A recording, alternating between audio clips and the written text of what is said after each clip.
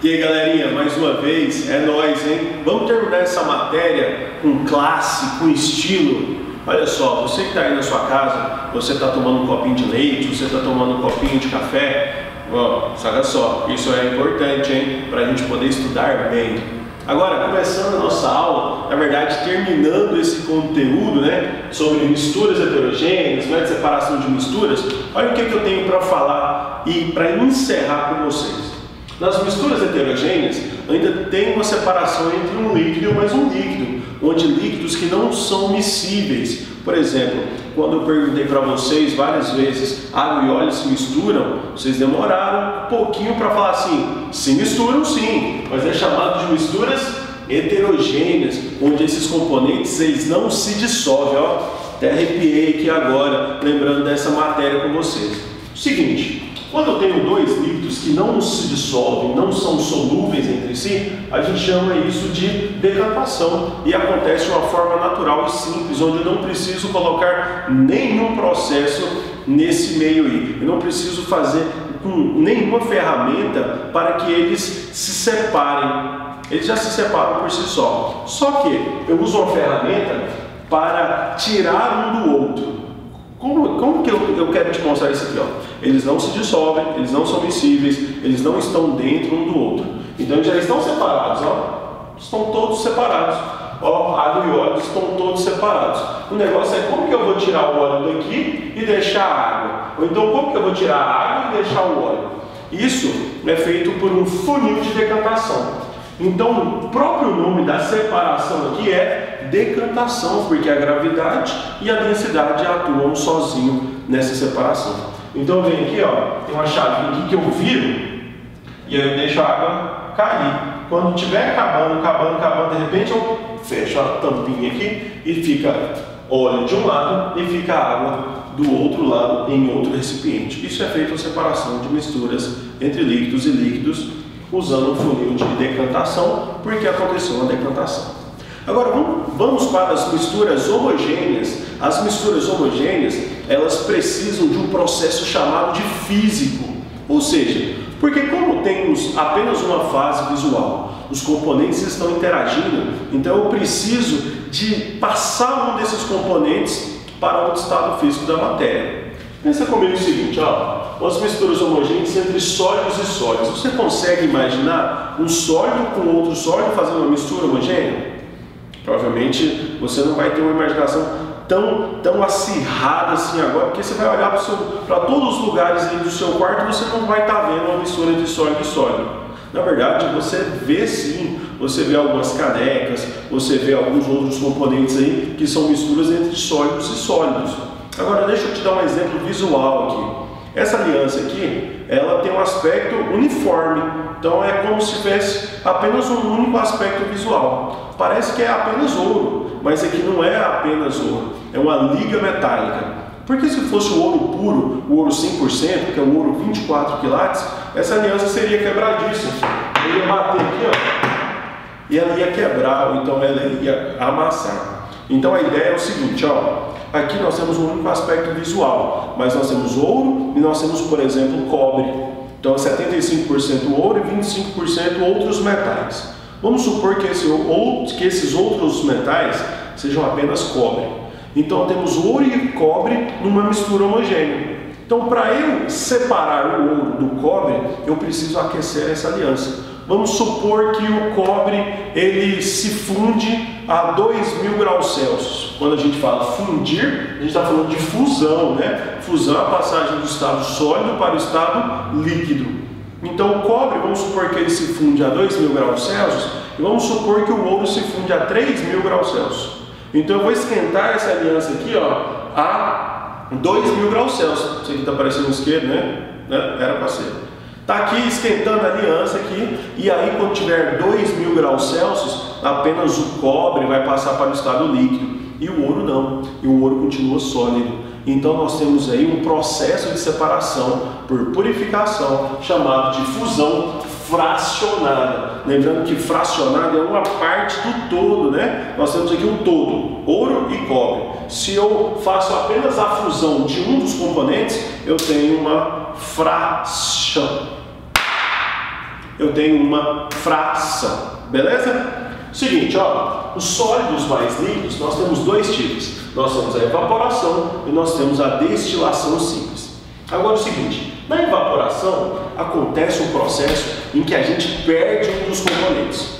Por exemplo, lá nas salinas, onde é feito o sal de cozinha para chegar aí na sua casa, é colocado a água em piscinas gigantes, piscinas muito grandes. E aí, nesse processo, o vento vem e seca essa água para um processo chamado de evaporação, né? Porque a evaporação é um processo espontâneo, um processo onde esse vento bate e vai levando as gotículas de água para o meio ambiente. Só que aí, fica lá no fundinho lá o sal, fica areia, fica lá umas algas, né? Aí tem que passar por um processo de purificação para que a gente tenha apenas sal. Esse processo a gente sabe que se chama dissolução fracionada, onde a gente aprende lá nas misturas heterogêneas, né? Sólidos mais sólidos. A gente já viu isso. Agora a evaporação, ela perde o líquido. Então é deixar apenas instantaneamente, que espontaneamente essa água vai se perdendo. Não só a água, né, mas como líquidos, tá? A gente dá o exemplo da água, mas o certo seria os líquidos. Não é o sol que faz a água secar, tá bom? É bom a gente lembrar isso. O sol ele ajuda fornecendo calor para que as partículas de água elas aumentem o seu grau de agitação e elas passem para o estado gasoso. Beleza? Mas aqui é a perda do líquido. Aqui na destilação simples não há perda do líquido. Aqui nós temos as duas partes. Por exemplo, se a gente tivesse água e sal aqui, essa água e sal, e aí eu vou esquentar essa água e sal, ó, triângulozinho, símbolo da combustão, então eu estou esquentando essa água com sal. Aqui é um recipiente de vidro fechado que não deixa o vapor de água sair. Então esse vapor de água vem para cá por um tubo chamado de condensador, ou seja, o condensador é a passagem do estado gasoso para o estado líquido. Então esse condensador vai pegar o líquido que está no estado gasoso e passar de novo para o estado líquido. Conseguiu entender? Olha só, esse tubinho preto aqui é como se fosse uma mangueira onde ela está resfriada, ou seja, ela está fria. Então o gás vai passar aqui dentro e ele vai ficar resfriado. Se o gás vai perder calor, então ele vai voltar para o estado líquido. Isso é por isso que a gente fala que é uma condensação, né? Esse condensador aqui. Então essa destilação simples é o quê? Simplesmente tem um sólido e um líquido aqui dentro. O sólido está dissolvido no líquido. Então eu quero sólido e quero líquido. Então eu esquento isso aqui, pego o vapor, passo ele por um condensador e ele volta a ser líquido. Você viu que teve mudança de estado físico na matéria, porque todos os componentes de misturas homogêneas, todos os métodos possíveis, eles precisam passar de estado físico da matéria. Beleza? Então são chamados de processos físicos. Olha o que acontece na destilação fracionada. Na destilação fracionada não é entre sólidos e líquidos, tá bom? Aqui, especificadamente, é entre líquidos mais líquidos. Agora, esses líquidos, eles são miscíveis entre si. Por exemplo, água e acetona, por exemplo, álcool e acetona e tudo mais. E aqui a gente fornece um calor, é um processo muito parecido com a destilação simples. Só que é chamado de fracionamento, porque o sólido não está aqui. Aqui só tem líquidos. Então esses líquidos, eles têm pontos de ebulições muito próximos. Por exemplo, a água e a acetona, a água ela ebule a 100 graus Celsius ao nível do mar, enquanto a acetona ela ebule ali próximo dos 60 graus Celsius. Então como é que a gente vai fazer? Ó, eu vou pegar esse fogo aqui, sou um técnico de laboratório que preciso ser minucioso, eu preciso ser detalhista com o meu experimento. Então eu coloco essa chama aqui para fornecer um calor onde vai aquecer esses líquidos a uns 60 graus Celsius. Então estou aqui aquecendo a 60 graus Celsius. Só que esses 60 graus Celsius, quem vai passar para o estado gasoso é apenas a acetona, não é? Então a acetona vem e aí ela condensa e pinga no outro recipiente. Só que, como você já deve ter visto, você já deve ter aquecido água na sua casa, por exemplo, ferver uma água para fazer um café ou para fazer um chá. E o que acontece? Antes de chegar no ponto de ebulição, algumas partes da água elas já entram no estado gasoso, mesmo antes do ponto de ebulição. E para evitar que isso aconteça, que o vapor de água também atravesse aqui, a gente faz uma coluna de fracionamento. Essa coluna de fracionamento é justamente isso aqui, porque só consegue atravessar se tiver energia suficiente do ponto de ebulição. Quando uma matéria chega no ponto de ebulição, quando esses líquidos chegam a esse ponto, eles recebem uma energia tão grande que eles conseguem passar totalmente essa coluna de fracionamento nesse zigue-zague aqui. Quando uma matéria passa para o estado gasoso sem ter chegado no seu ponto de ebulição, ela não tem energia suficiente. Então ela vem aqui, ela bate aqui em algumas paredes e aí ela condensa e volta de novo para o frasco. Então a tendência é ter um máximo de pureza de líquidos separados em recipientes diferentes.